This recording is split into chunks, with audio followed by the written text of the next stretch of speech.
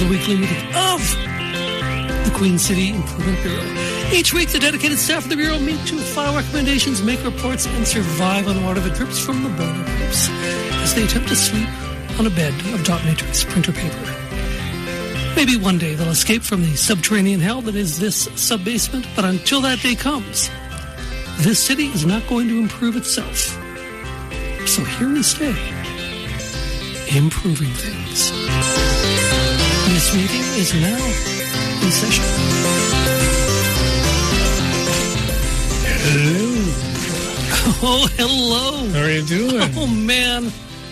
Could not be better. Really? Really? Could. Really? You could? If I had a pet baby unicorn. Wow. If I had a house made of chocolate. Ooh, chocolate house. Yeah. But not if in I had a bigger midsummer. nose. Sorry? House made of chocolate. What are you, Prince Pondicherry? Come on. Yes, I am exactly that.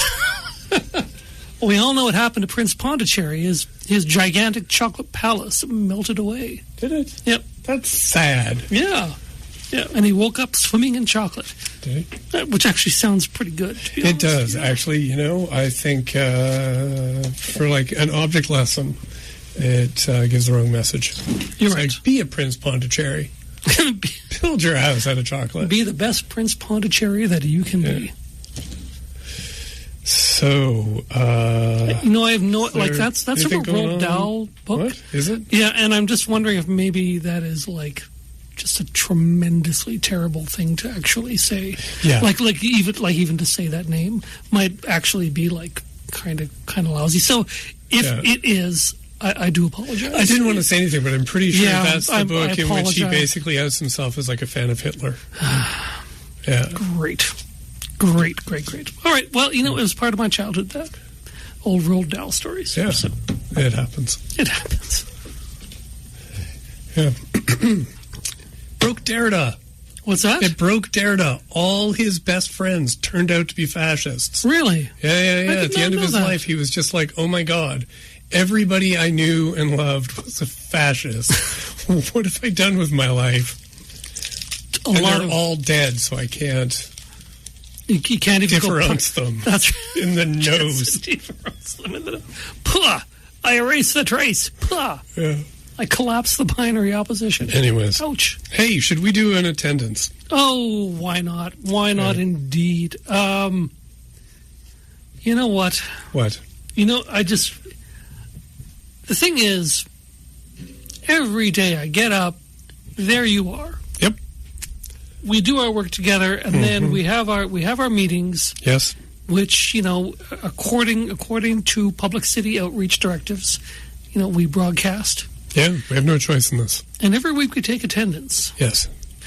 And somehow I forget both your name and mine. Yeah, I know. I didn't want to say anything. For 9 years. I've been avoiding mentioning things. And yeah, I know. But I'm coming to a reckoning. I'm trying to better myself. Oh. I'm working on some self-awareness. I never expected that of you. Thank you. Nor asked. So instead of like just saying, "Oh, I can't remember your name," like it's some kind of like surprise, I'm just like, I don't know who you are. It's okay. It's okay. You look very familiar, obviously. Yeah. It's Paul. Paul Deshane. Yeah. Okay. This time I'm going to write it down. You're not writing it down? I will. Okay. Later. Yeah. Okay. I got things to do. Good. Important things to do. Like remember your own name. Right. Exactly.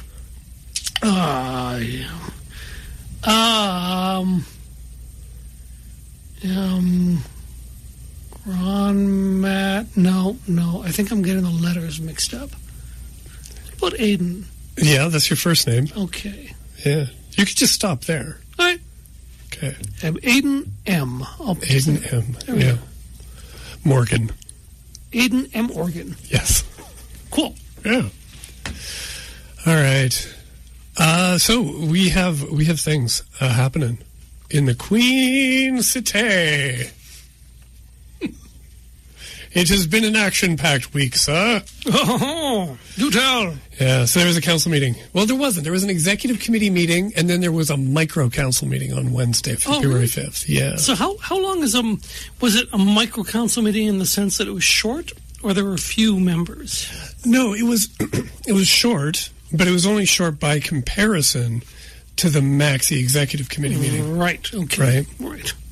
The Maxi meeting. Yeah, so the Maxi meeting was 7.5 hours long. So if you've been hoping that with this new council we were going to get shorter meetings, joke's on you. The more fool us. And me. Fool us once. Yeah. And then the council meeting was only a half an hour long. Oh, really? Yeah. Oh, that is micro. That is micro, yeah, for council. What would they even get to discuss in half an hour? All right. Well, okay, we're going to start with what was going on for the half-hour micro council meeting. Okay.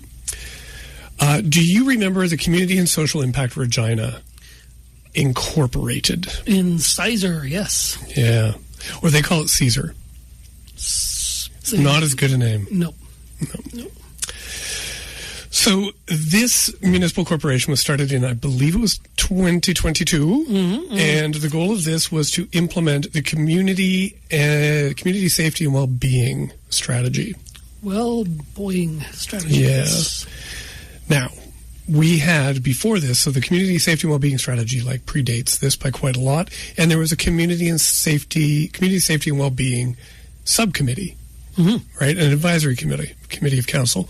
But for some reason, the mayor and council decided this should be a municipal corporation. Of course.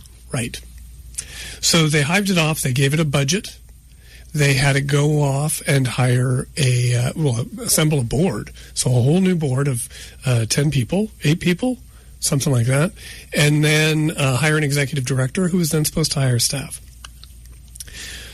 They ended up hiring in 2023 Cheryl McCallum as the board chair, the executive director. And then there were 5 staff in total. So she would have hired 4 more staff on top of this. And so then their job was to use, these advantages of being a municipal corporation to more fully, realize the expectations and goals of the community safety and well-being plan. Because if it was just part of the city bureaucracy and staff, then maybe it would be too slow or something. Maybe, right? Who knows? Too slow. There's an end to this story, and it's not a good one. Caesar's being dissolved. Some Brutus came along. Yes. Okay. Stabbed it in the back. Yeah, so this came up. There was a special, a special motion from the board of CSIR saying, we recommend just throwing this whole thing in the trash can. Wow, okay. And they also they resigned. So all the voting members, there was only 5 of them left at this point. They all resigned on January 31st. And they sent this message on to council saying, we're dissolving. With the new council, councilors Zakidniak and Flores were on the board, but the 2 council members were non-voting. Okay. So what was happening on Wednesday was that this had to be considered with some alacrity because they had to change the terms. What constitutes quorum? It is now 2. And the 2 members who are remaining now have voting and the powers to make decisions. What a time to grant them powers. Right? You now have the power to dissolve yourself. There's a Mitchell and Webb skit about the guy who gets to take over Germany after Hitler's killed himself in the bunker. Oh my God. And he's like, I have all these great plans, and he pulls out a binder.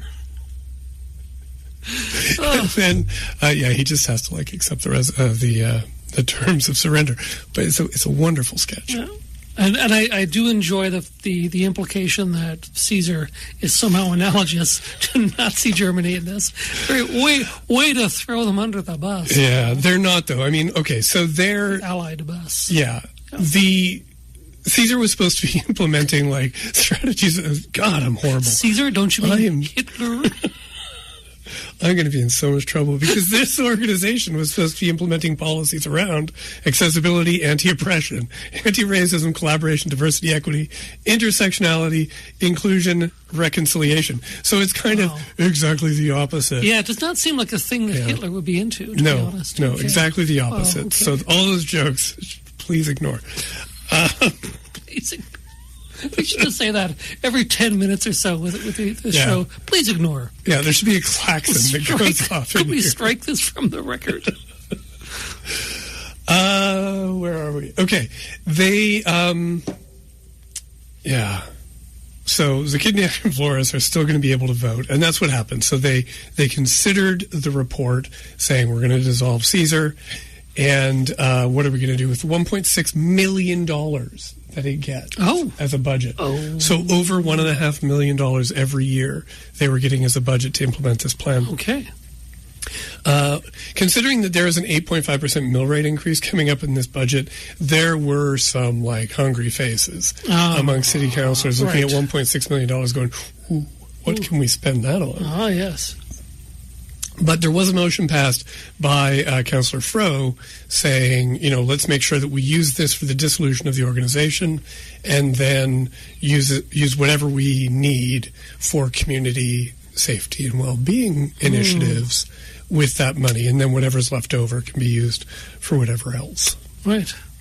Because there's not going to be, a lot of this money was going to administrative costs. The salary of the executive director, Cheryl McClallum, was north of $90,000 a year, quite a bit north of $90,000 a year. Nice. I don't have a final figure yet on what that is. For some. Yeah. Now, what I have heard, and this jives with what I witnessed at council, is that CSIR has struggled to do things. Yes. They have not come forward with a report, to my knowledge, outlining a work plan and their progress on that work plan. They have not done any sort of large, public, demonstration of what they've been up to. And they haven't come to council to say, we've hired an ED, or, things are going along swimmingly. So I've heard that not only have they struggled behind the scenes to sort of fulfill their goals, there has been some conflict within the board and between the board and staff.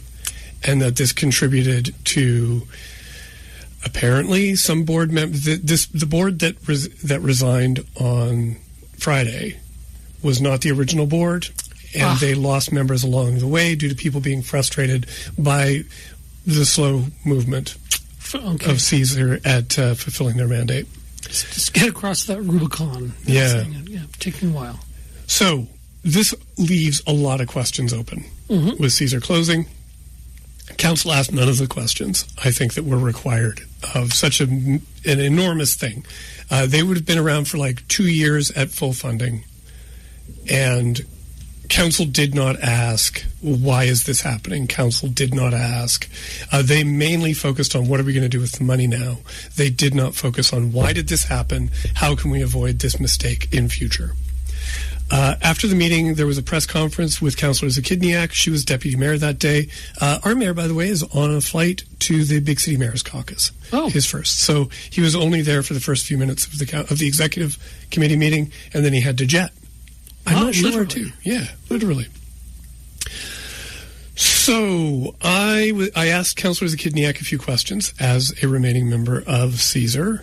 I asked if there's going to be any report on what they accomplished, and she doesn't believe that's currently in the cards.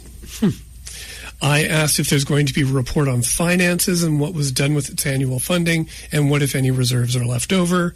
She said there's going to be an update, but I forgot to ask, I did not get clarification on if that report is going to be public. She did say that she's confident that CSIR did have a work plan, but couldn't say if that work plan would ever become public or if there would be any sort of publication of how its, work lined up with its plan. And I also questioned the departure of the board because I thought it was odd that they would write a "we're done" and then then hike, right, and then take a hike. She said that this didn't seem completely odd, and that the board felt that there was nothing that they could add to the process as board members. Although, they were all the people who could vote. Right. So all we have is power, they said. Yeah. Yes. And we're just going to take that and go home.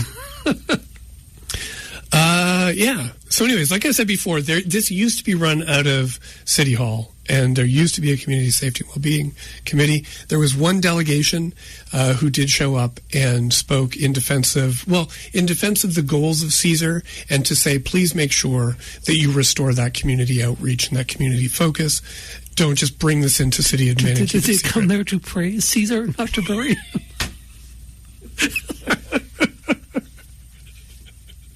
They did. They absolutely did. So, but I hear they have a new. They're striking up a new committee, the Harmony in Truth, Lucidity, and Reconciliation Committee. Oh, dear. Sorry, I'm sorry. Let's strike that from the record. Strike that from it. It is so stricken. Thank you. Yeah. Okay. So that is the saga of CSIR as we know it as of right now. I do expect that we will learn more about this, although it does seem like council is very reluctant to be open, honest, and transparent about the closure of this. This, I think, we're at 91.3 FM CJTR, Regina Community Radio. We're the Queen City Improvement Bureau. I think this casts a pall on Mayor Masters' legacy, such as it is. I would say yes. Yeah. She came into council. It was very clear that she had misgivings about the work that administration had been doing, and it was very clear just from council meetings that she wanted to see more and more work going to these arm's length organizations that had more freedom of some kind. Mm-hmm. CSIR did not fulfill the magic of a municipal corporation. Neither is real. Right? No. So, because real is supposed to exist to, use entrepreneurial spirit to solve all problems. And entrepreneur, I don't know, you can't sell it. It's worth nothing. And CSIR was supposed to command a mighty legion. Exactly. And accomplished very little. Of their budget, I know that they spent $800,000 was given to the street team, which is great. Oh, yes. Yeah. And another sum, I can't remember what it was given to North Central Strong, which is an organization that's working to revitalize North Central. Mm-hmm. So these were investments of great value, considering they had this much money. But how that... I don't see how that is any different than from what administration could have done, right? Giving out grants is exactly what administration does. Right. Evaluating grants is what they do. Why we needed a municipal corporation. My concern is that this was a humongous waste of time, a humongous waste of energy and money, and that I don't to stave off the risk of ever doing something like this again, building another municipal corporation that isn't fully thought through. I think, CSIR needs to be paid attention to. Now, did when that money was granted to street team? Thank you very much, and so on. Was Clark Bezo writing down the numbers? Was he writing down those numbers? See, he was writing down a lot of numbers when he knew that 1.6 mil was up for grabs. Oh yeah, yeah. Yeah, like I say, there were a lot of lick chops. Mm-hmm. A lot of those, those wolf eyes popping out of the head and on springs and springing back and forth. Tex Avery business. Exactly, yeah. Anyways, this council meeting, speaking of municipal corporations, there was another one there. Oh. Economic Development Regina. Oh, EDR. Yeah. So budget is coming up in March, and so we're having the running of the requests for money. Right. And so PCC came forward, Regina Public Library came forward, and EDR came forward. I wanted to talk about EDR briefly. EDR is a board of 12 community members and 2 non-voting. Their community members are have big names. From Mitchell Developments, Viterra, MLT Aikens, KPM friggin' G. Woo. And Harvard. Yeah, Harvard Development's good. Exactly. Old Harvard, yeah. So these are big names in the business community. Yes. And Economic Development Regina is supposed to, foster economic development. They It's do in the name. data and analytics, investment attraction, entrepreneurship and small business support, brand and communication about the City of Regina, and talent attraction. Right.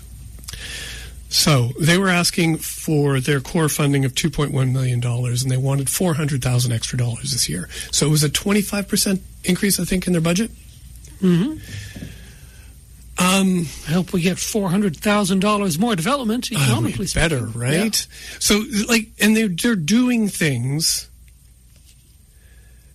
and their deliverables for 2025 are, and this is from the slide deck and listening to them speak at this meeting, are data products, investment incentives, talent attraction strategy, event incubation, and assertive storytelling.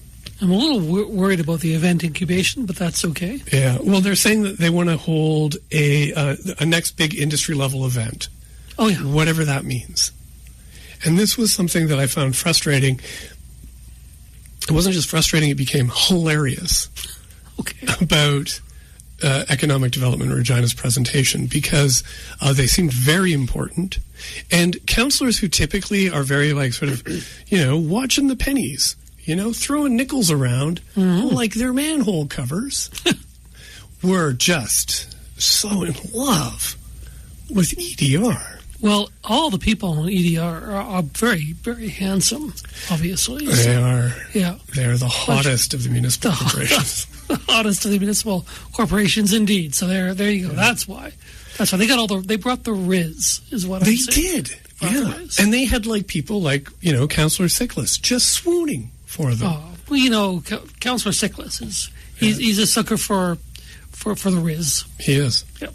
So, and Councillor Siklis was like, you do amazing work. And, EDR had shown how their funding per, person of population in Regina is way below other cities like Calgary and Edmonton. Yeah. On par with Halifax. But other cities, Winnipeg, we pale by comparison. So, George Siklis was like, I can't believe you can do all of these things, these vaguely defined things with so little money. Can you we will give you more. Ooh. Yeah. So, Councillor Turnbull. Oh, our hero. Rising star. Our accredited hero. Turnbull, yes. So she asked a question that I thought was pretty clever, and I wanted to play you her question and EDR's answer right now.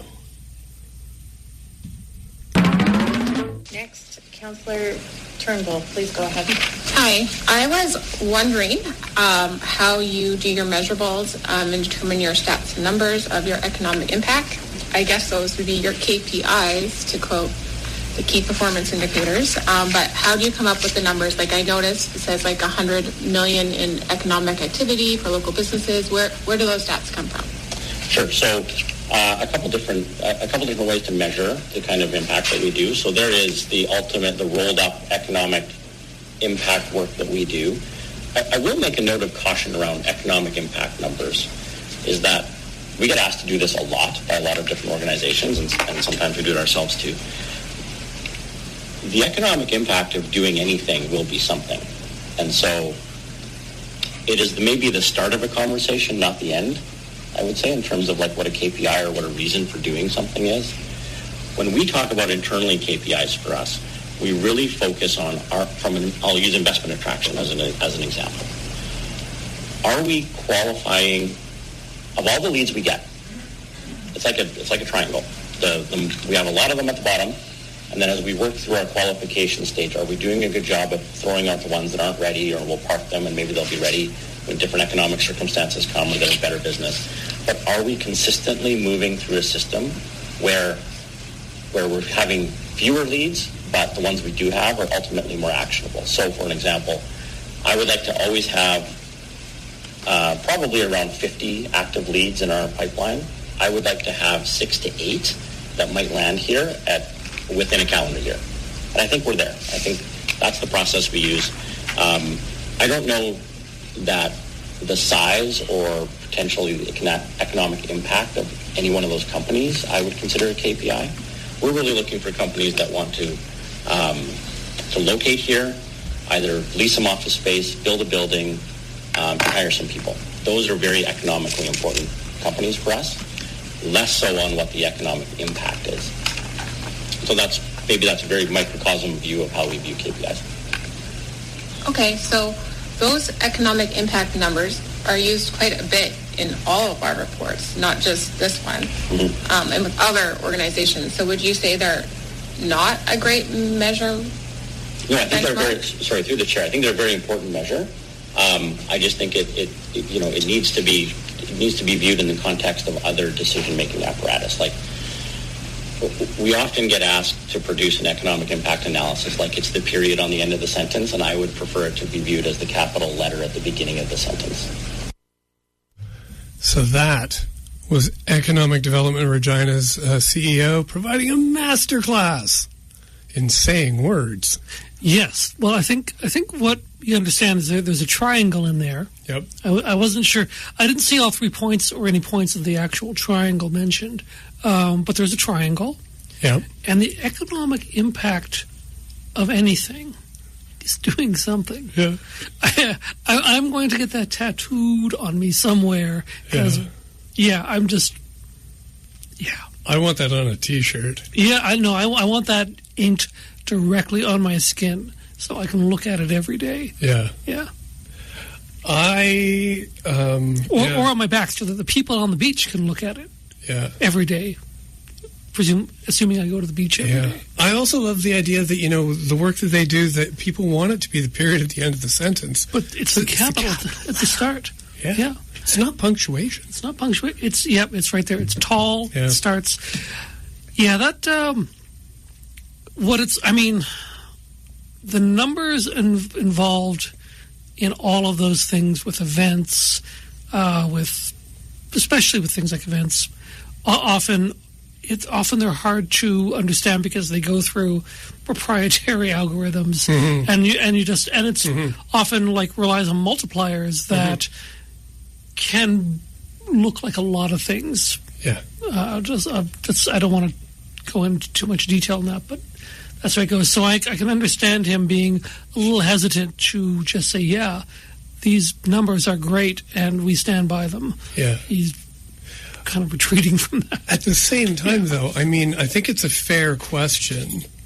You're here asking for a bump up in your budget. Yep. And you're saying you do work. What are your KPIs? What's a measurable that we can point to justify your existence? And he responds with any economic yes, exactly. That economic development metrics are not important when you're looking at the economic development organization. Exactly. So KPIs for thee, but not for me. I think that's the way to put it. Yes. Yeah.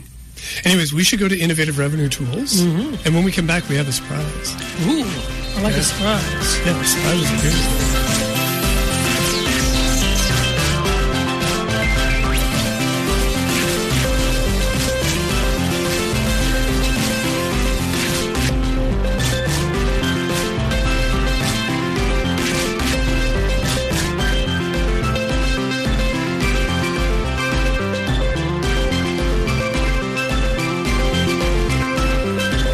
And we're back from Innovative Revenue Tools. What? Someone's in the court. Someone's here. No, someone got in the subbasement. It's true. I don't believe it. No. Nobody ever comes down here. Just look over there. See? Oh, I wasn't lying. I know that face. I know that mustache. We have a guest. Absolutely. So appropriate for the Mustache Museum. Yeah. Welcome. So we have Mark Burton, new city councillor for Ward 4. Glad to be here. Thanks for coming. And I'm amazed at the dungeon down here, all the chains and shackles, but I'm a little surprised at the amount of leather and whips. So I'm just befuddled a bit on that aspect. We prefer to think of those things as, our business implements. Okay. Yeah. You get the information out of them somehow is what I'm hearing. Exactly. Yeah. Guests who aren't forthcoming, you got to do what you got to do. Yeah. Hey, so thank you for coming. You actually reached out to us, which is rare. We're usually begging people to come visit us. But yeah, so how have things been? You're brand new in the job of city councillor. Has it been fun? It has been fun. It has been interesting. It has been very busy, I would think. To say the least here. There's been a lot of learning, and there's lots to do.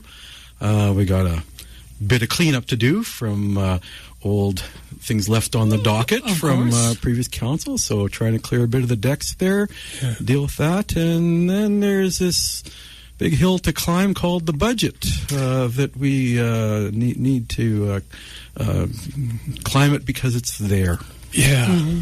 Yeah. Well, maybe we could talk about that then. That was launched on Wednesday, the city council meeting. 8.5% mill rate increase. That could be a record. Ooh. How are you feeling about that? Because this is a council that came in on a lot of talk about, we're a penny pinching. We're going to make sure that there's no more mill rate increases. And we're looking at one of the biggest in history here. Right. And I've been hearing about that. And just so the listeners know, that is not set in stone. The process is they bring this out, and then we come with our saws and start hacking away. Yeah. So there's a long ways to go between that and actually deciding what the mill rate is. And I am hearing it from my residents in my ward, and I am I'm stealing a phrase. I'm standing on guard for thee. Okay. A very patriotic councillor that I am. It is the time for that, right? Absolutely, with patriotism in this country. Hopefully, we pick it up a notch here. Maybe there's some place a little bit south of us that they're going through a few difficulties. They are. I hear things are tough in Minot. Yeah. So so 8.5%, I noticed that a good 56% of that mill rate increase is not city operations. So city operations, they're only asking for about 1.9% of that 8.5 is to go to, the city itself, to do everything from like roads, recreation infrastructure, parks infrastructure, housing, all of it, right? Absolutely. The rest, like the largest chunk on the city side, is two partner organizations. One is Regina Police, and which is asking for, I think it's 2.25-ish, 6.9 million or something like that. Yeah. I just know them. And then the other 2-point-something request is from Real. Yes. One of the things that I'm seeing online is a lot of people saying, just get rid of Real. What the heck Come on, everybody loves Real in this city. When you ask a person, what's the most beloved thing in Regina? And they say, it's got to be Real. I don't think that's what they're saying. Really? Yeah. Oh, okay. I think you might be hearing that. I might just be making this up. I think they're saying the seal. Herbert the Seal. Everybody loves. Yeah. Okay. I don't know who that is. Neither do I. Okay. I'm just trying to, You're just trying to deflect from the real talk. Exactly. Yeah, okay, fair enough. Yeah. All right. So sorry, I'm distracting from. No, that's okay. It's just like Real and the police. Like I'm hearing both. People are saying neither of these organizations need the mill rate increases they're asking for. How do you feel about it? Well, I have some concerns here. Okay. The police do a wonderful job. They are more than just the badges and guns. That there's a whole lot of work that they do with the various programs that they have. That it's not just the person dragging somebody in handcuffs. They have social workers to help people in times of crisis and need, and to work through various things like that, and to get people help, get them into the system, to get some help, because people do have crises, and it could be brought on by an abusive spouse, various things like that, and people need to escape that, and the police are there to help and to get that. So it's more than just that traditional TV show marching, perp walking people down the aisle and taking them in here for that. So there are quite a few programs here, but at the same time, people are kind of upset, and people in my ward in particular are very much upset because they're being affected disproportionately than the rest of the city with some of the increases here for that. Yeah.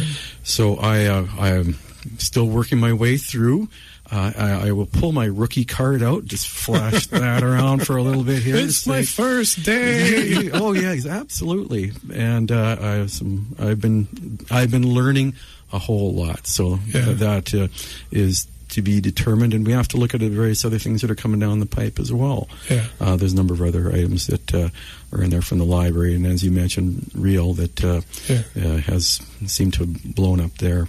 And on the Real front, there's a new board in place now, and they're doing work to try and determine that. I represent the shareholder, so there we need to let them do some work to show what they have found and where they want to take some things. I would say some of the credentials of some of these new board members is quite good. That if you have a look at that it's not just I thought that who's going to put their hand up for the board there, and a whole lot of people did, and some impressive people did. So I think that there does need to be a bit of time to let them do some work and provide some a report to the city to then help us make our way through that. So I'm still indeterminate on that as well. But around the city, if you ask a bunch of people to hold up their hands, do they play hockey? Do their kids play hockey? Do their grandkids play hockey? Do they play pickleball? Everybody plays pickleball. Do they play soccer? Do their grandkids play soccer? There's a whole lot of people here, and so there could be a whole lot of pain, and we're going to have to make some tough decisions here as to how to approach this, because it's a big part of our community. There's a lot of stuff going on there. It's a pretty busy place, and then surprising that they ended up that much in the hole. And so we got to work our way through that. One of the things that's mentioned in the budget document that City Manager Nikki Anderson brought forward this week is that the spending for the city and the growth of the city has outpaced the mill rate increases for years and years and years, many, many, many budgets in a row. The mill rate increases that we've been making have not kept up. Real is a really good example of this, where one of the problems it's facing is an enormous amount of deferred maintenance on the buildings on their site, right? Like, they need cash to fix up their buildings that have basically been getting very run down. And, arguably that's an analogy for the whole city, that there are a whole bunch of sort of like line items that haven't received the attention they've needed over the years. And as a result, because the mill rates have been so low, not keeping pace with other cities even, we're playing catch up with this budget. When you have an administration that's saying, look, we need to restructure, we need to think about this deficit infrastructure and start to deal with it, how do you as a new councillor, where's your saw and where are you going to deploy it? Wow. How should I unpack that one there? Well, Real also brings in a lot of money into the city, too, with tournaments as people arrive from outside the city. And frankly, it's, I can tell you many hockey players that have showered there have either done the scalding hot dance or the frigid ice cube dance into the showers there, or gone home stinking. And that's a problem.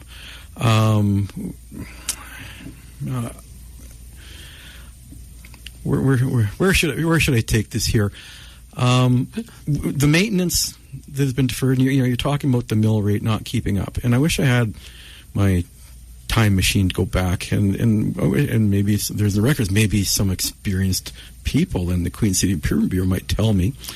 As COVID came in and inflation took off, I wish I could tell you, did they defer some of these increases in mill rates because they said, look, we need to help out. It's tough times. Some people are laid off and stuff. Or is there a conscious decision that we're just trying to keep it low as the comparison between the rate of inflation and stuff went? So maybe I might toss it back here. Do your memory lanes recall some of the reasons for a bit of that there, since you're a much more learned city hall watcher than I?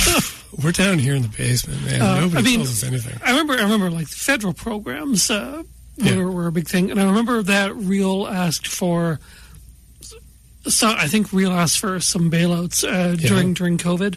I think they cited COVID as a major problem because, of course, they weren't getting revenue from, et cetera. Whether that was reflected in the mill rate, I don't recall. But one thing that I know, and that Paul will agree, is that the mill rate, I mean, this is an historical problem. Yeah. I remember, and I think I would trace it maybe as far back as Pat Fiacco, who basically campaigned and made good on having very little in the way of increases for the mill rate. Yeah. So we've got this problem going on for over a decade now. So between that and COVID, I think that's what's led us to the situation. Now, if I also recall as well, did they not apply for some COVID relief from the federal government that they had to give back? Now, that's all true, but I don't think that, like, the scale of problem the city is facing right now, I don't think that's a drop in the bucket compared to what the city needs and what Real needs, especially. Like, correct. It's tens of millions of dollars that Real needs, and the city as well. Pat Fiacco absolutely had like 0% mill rate increases across the board. There were also multiple years here where when you stripped out the police budget's mill rate increase and you stripped out the library's increase and any dedicated mill rate increases for, say, the stadium, the city's mill rate increase, so for city operations, was 0 or less than 0. So the city itself, its operations, have been pared down as close to the bone in a lot of these budgets as you can get. And it was hidden, right? Because you would get like 3-4% mill rate increase. But a lot of that was going to the police. A lot of that was going to stuff that had already, like, to the road renewal project, which was like a 5-year program to increase the mill rate by, I think it was 0.5% every year. Like, that's a chunk of the mill rate every year that's going to residential roads. And for 5 years, that was a mill rate increase that we were getting, but that didn't deal with any of the other priorities that the city has. Right. So, which now you get to deal with. Now we get to dig ourselves upwards, basically, with that. We are all pushing to see if there's things that don't need to be done. Are there some efficiencies that can be found? Now, I'm sure you've maybe heard that phrase before. But it's perennially true. True. Having worked for many years in any organizations, there's always reorganizations and changes and approaches to the way that we do things. And so, yes, we are pushing for savings where we can find them. And we're also looking at the people that are coming at us with some of these requests for money with a very close eye to that, to see, are we getting value? And I don't want to get into my campaign, but it's important to me is value for the dollar. Yep. That the residents of Ward 4 and the rest of the City of Regina, they need to see that value for the dollar. And I've got people in my ward, they're saying, I haven't seen snowplows, and I'm paying some huge dollars to deal with that. I had some people that were blocked in on their streets and really frustrated with some of that work here. So we are in the midst of the process. I wish I could tell you right now the instant solution to it. There was a candidate for mayor previously who said she's going to talk to Elon Musk and that just open a new factory in Regina. That's right. If you do that, maybe she's talking to him. You know, this community service instead of didn't get mayor, but I'll go and give Elon a quick call and say, come and build a factory. Although I don't know how many people in Canada are going to be buying his cars lately here. I wouldn't put him necessarily as the greenest guy or on the house, even though he makes electric cars. So I'm befuddled on that front, and he's sure burning his bridges with a lot of his customers, if I might say so myself. I would say so as well. Yeah. So we're on 91.3 FM CJTR. We're the Queen City Improvement Bureau, and we're talking with new councillor from Ward 4, Mark Burton. Now, I have a question for you, and we've asked this of other councillors who've come on. Now, you've spent before you came on to council, you spent the last 4 years, with your finger on the pulse of Regina city politics. You probably attended or listened to council meetings, and with all that, you still ran for council. So my question is, why? I have no buyer's remorse. Excellent. I signed up for it. I wanted to make a difference. And I kind of arrived in a bit of a hurry. And I'm really looking to take my platform forward. Taking some baby steps here first with my first motion here that rather than change the universe, I thought I'd just do a little one here for community volunteers. So I'm learning my way around that, and then got to deal with some things here. I had some more people talking to me about traffic. I had some more people talking to me about parking. I see the shock and surprise in your eyes that word parking came up. This is totally new for the city. Nobody's ever asked. We never talk about parking down here. Stuff like that. We can't get cars in the basement, so we don't care. Down here, well, you can take it down part by part, maybe, or stuff like that. And you never answered my question there. Which is that? Well, I said with the compact urban squalor that have I now made it since it was the title of one of your shows? Squalor dollars. You have. This is big time. We now have to if we ever use that on a T-shirt, we're going to have to footnote it, courtesy of Councillor Mark. I'm charging royalties too. Just for that too. Of all the money we're making down here. Down here, like I said, deluxe whips. Best in chains. Exactly. Yep. Discount chains. Best value for money. We'll put it on T-shirt and we'll say courtesy of Mark. Compact urban squalor Burton. Thank you. I've had multiple people say they're going to start a band called Urban Squalor. It's pretty good. It's catchy, I gotta say. You think that would? That could take it right to the top. Yeah. So, do you want to talk about that? Yeah. Right. Do you want to talk? Because this was your inauguration into the pantheon of Queen City Improvement Bureau characters. Was your talk about the lack of parking being the cause of compact urban squalor? You know how I feel on that. You betcha. What do you want to say? Well, first, I thought I'd arrive big. Kick the doors in, just kind of beat my chest and do some yelling, my Tarzan yell and talk about that there. And I can tell you, as councillor, I am getting lots of calls. And I've had a few also chastising me over the phrase compact urban squalor there. And I asked those people that maybe are chastising me to maybe if they have a better word that describes people living in crowded, challenging conditions, competing for limited resources. If they have a better word they'd like me to use, I'd definitely consider that. But I think it's something that describes some of the situations that you have. Over parking. Over houses being closed, not enough parking slabs. And people think it's just the on-street parking that you have here. And people have these visions of living in Tokyo or Paris and it's all nice, and I walk to the local thing and pick up some cheese and French bread and go for some wine, and there's all these little restaurants in front of the place. But many of these places like Tokyo or Paris or stuff are let's see, is my hair okay? I want to look my best for your listeners because I was taking my toque off when I came in here. Yeah, no, you look great. And it's not minus 30 and minus 40 in Paris and Tokyo. Just newsflash for that. And we also have snow that, as I mentioned, we aren't coastal, we aren't Mediterranean, we aren't southern, we aren't Chinooky. What's a good word to be in the Chinook zone? Chinook zone is good. Chinook zone. Okay. Yeah. So we aren't there. So guess what? When the snow comes, it's basically here for the winter. Every once in a while we get a December melt or something like that. But Calgary, things disappear. Yeah. Vancouver, it's mayhem for a day and then it disappears.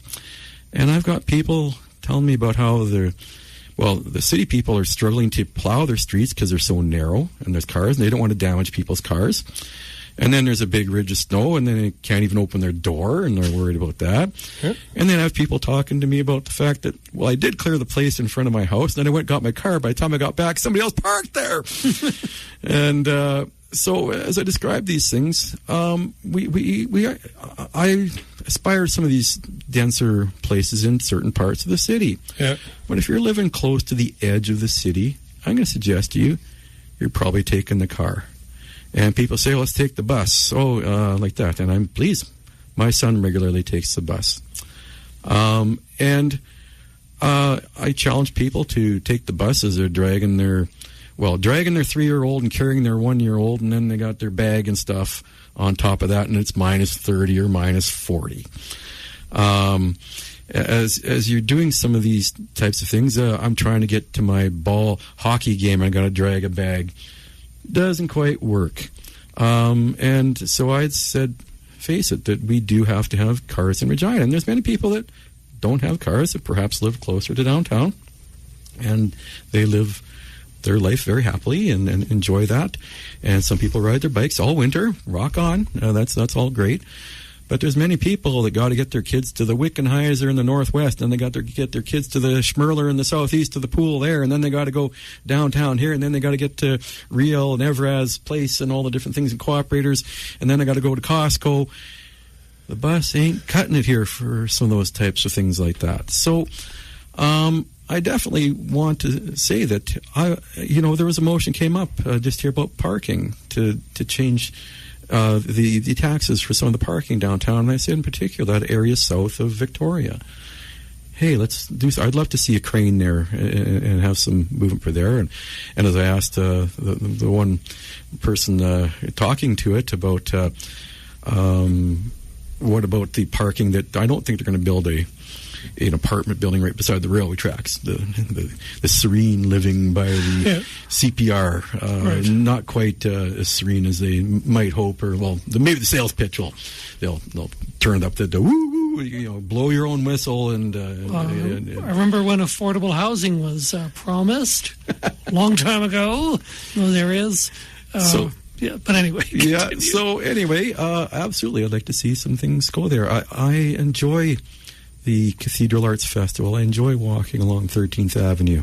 There are areas where, yes, we can definitely do some things, but also keep in mind that some people are worried about, I'll get pilloried for this one here to say, bait and switch, that I buy a house with the expectation of community, and suddenly somebody says, well, I want to put in a bunch of backyard alley houses, and now there's more problems and density, and it's all wonderful, and some people might disagree, and so there's a balance between that. So if you're outside the ring road, maybe there's some problems with that. As you get further closer downtown, people might be more acceptable, but still in the U.S. they have less zoning rules that exist, and I own my piece of property right down to the center of the earth. Not just the case. Yeah. Here you have mineral rights that are owned by the crown. Mm-hmm. In the U.S., it's, if you want to get that, there's a big iron ball, down at the center of the earth. You can bring that up and make your money there for that.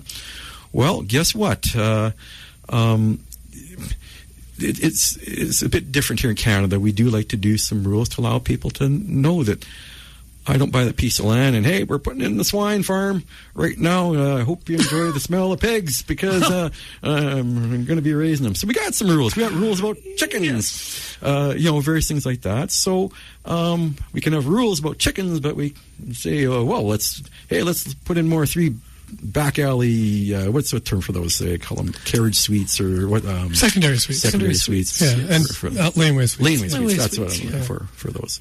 So don't get me wrong. As I beat my chest and kick the door in here, that the certain places are appropriate here, but out in the East End, people were jammed in. They're feuding over that. There was some people are complaining near a school where people, because there's such little places, people are coming to pick up their kids from school. They're parking in people's driveways. Yeah. And you say, well, don't park in the driveway. It's just inconsiderate, and in front of it's not in the driveway, in front of their driveway. Yeah. And there was an incident recently, just that I was alerted to by a resident. So we actually have to take off here in a couple of minutes, and I've had 9 years of these meetings to express my opinions on parking, car ownership, and density. and I'm hoping to have 9 more.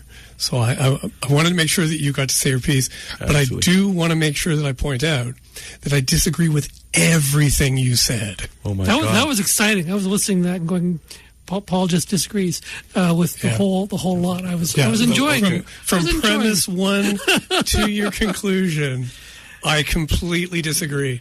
And this is the difference with this council and last council. We can disagree and we can get along. You know what? We actually, but we've, we interacted with the last council and disagreed with them and got along with them. Well, we them amongst each other. Yes, exactly. Yeah. They got a little spicy. Yes. Yeah. But not with us. Yeah, we would. I mean, in a just world where we had more than 2 minutes, we would get into a detailed discussion, because it's actually, I think it's a conversation worth having. But since we only have 2 minutes, we're just going to say no. Well, I will point out that I invited Paul to come drive with me, and Paul said, "Why don't we do that in the spring or summer when we can bike?" And I would love to do that. I would just ask him, how come we're not going for a bike ride tonight? There we go. It's cold. I didn't want to offer that to you, but if you want to go, we want to double on your bike here or something like that? I didn't bring my bike. Oh, you didn't? Okay. No, I could ride the handlebars. Sure. Yeah, absolutely. Yeah. And by the way, I don't usually bike in the winter, but I do walk. Okay. And I do take transit. Okay. And I will say that I don't think anybody but say, random undergrads on social media are calling for like an abolition of cars. So I think that I am. And Paul. I mean, so that premise, I think there's a more balanced and nuanced approach that we can take to that. But you should come back and we can talk about this. I would love to come back. That'd be so much fun. It's it's a bit dim in here and stuff, but I found it my way down, and we will not break out the whips and chains. You're not going to get it out of me today. That's right. But we do have to move on because DJ Patty Blue is up in like 90 seconds. Okay. Should we move to adjourn? I would second that motion. All right. Motion is passed. Meeting adjourned. You have been listening to the Queen City Improvement Bureau on 91.3 FM, CJTR, Regina Community Radio. Tune into the community. Our guest today, Councillor Mark Burton, our host, Paul Deschen, and me, Aidan Morgan. Music by Ryan Hill, a.k.a. Guy Wire. You can find us broadcast live on Thursday evenings, 7 to 8 p.m., rebroadcast Monday afternoon. Also on our website, queencityib.com. Remember, that's Improvement Bureau, not Irritable Bowel. Stop making that mistake, people. We don't need the emails anymore. I think that's it. Coming up next, we got some music all through the night. Was it the record room? Record room. That's the show. All right. Keep on improving.